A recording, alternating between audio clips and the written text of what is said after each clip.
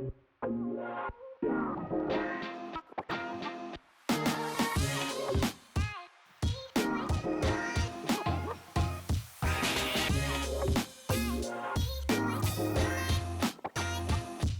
food scene in Little Rock is awesome because of how many different local options there are. Most importantly, I love the people of Little Rock because they show me love to me. We truly care about service. There's always new people opening restaurants, doing unique things. I said, my God, I find my town.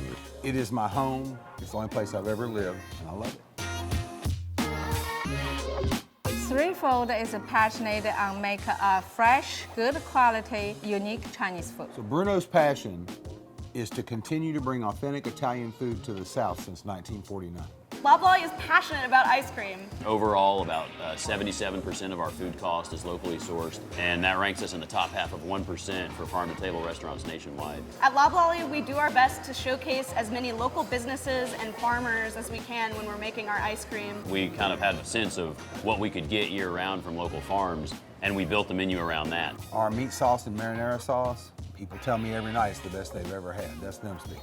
You're only as good as your last meal. So their biggest seller was fish from 1930 up to now. And when they tried my fish, they've been eating it ever since. So that's what's going on here.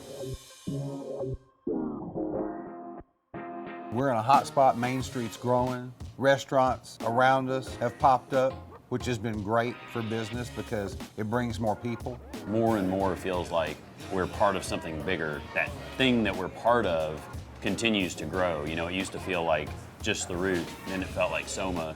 Now it feels like downtown Little Rock. This community of Little Rock gave me a very good receive.